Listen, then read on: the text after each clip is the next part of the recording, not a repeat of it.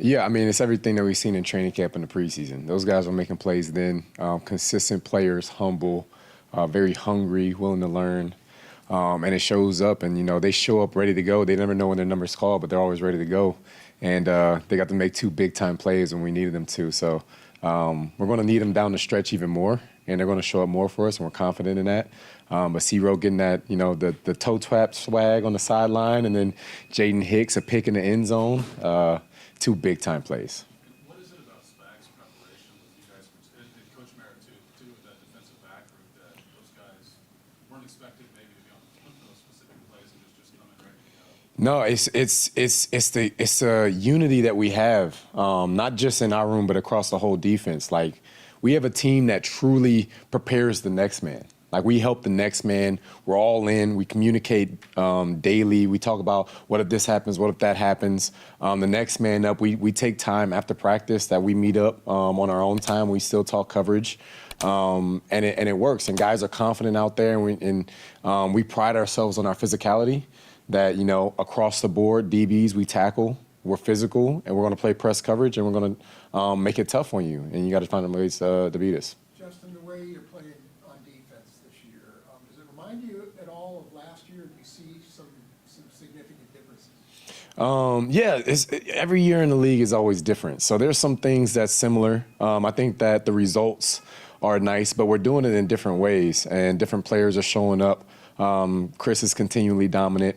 But it's kind of like, who's the guy this week that's going to show up and have a big-time game? And what's nice is that, guys are showing up when their number's called and making the plays when we need them to. We just got to, remain humble and remain hungry and continue to pursue that going forward, not get comfortable with where we are now, but always seek ways to get better. I know the schedule is what it is, but did you guys all look at the schedule and say, okay, we're playing the Niners, this is going to be a rematch of the Super Bowl? You know what? We take it 1 week at a time. We said it, they said it. This is just the next game on our schedule. And we prepared for it accordingly. And to us, it was the most important game of the year because it was a game this week. And next week when we play the Raiders, that'll be the most important game of the year because it's a game that week. So we try not to get too far ahead. We try not to make things bigger, and we try and keep it as simple and as clear as we possibly can so that we can just go out there and play fast and play confident. Does the expectations increase, though, that you guys, of course, are the only undefeated team left now? Absolutely. The expectations always increase, but we're up for the challenge of it. You know what I mean? We want to remain constant with who we are. We're not going to get out of our shell. We're not going to try and be anything that we're not. We're just going to continue to buy into the defense as one unit, one team, one heartbeat, buy into what we do. We have a saying called the formula this year.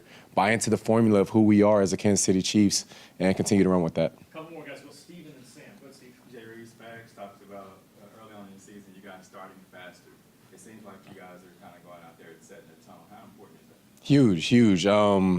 Every week we talk about the first series because, the first 3-4 weeks of the season, we're giving up points on the first series. So it has been an extreme emphasis to start fast on the first drive of the game and make sure that we build on top of that as the game goes on, just be consistent, win in the red zone, win on third down, win on fourth down, because those are critical situations. So I think the guys have done a phenomenal job buying into that, and we just got to continue to do it. And you talked about the young guys. You got to pick today yourself. What did you see on that? It was just out there playing ball. We're playing man coverage.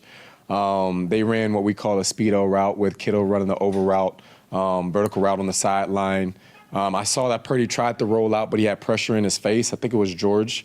And that pressure, when you see pressure in the quarterback's face and you see a guy have a window, that gives you leeway as a free safety that you can come out the post. Now, there wasn't pressure in his face, so I would have to stay back. But pressure in his face, the ball's coming out. So I was able to just dive in on that and make a play on the ball and, get a pick. Justin, you talked a minute ago about extreme emphasis on starting faster defensively. What does that look like? I mean, you guys talk about it more? Do you do something in practice that maybe to emphasize that? Yeah, it starts with stopping the run first.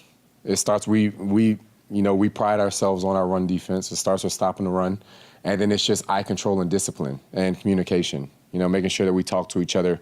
No coverage busts, no missed tackles in the opening drive. We don't want missed tackles regardless, but no missed tackles in the opening drive because we don't want to allow the other team to get going and then get those wheels spinning and then, turn into a situation where you're trying to stop the bleeding. We'd rather try and smother you now. Justin, where did that formula thing come from?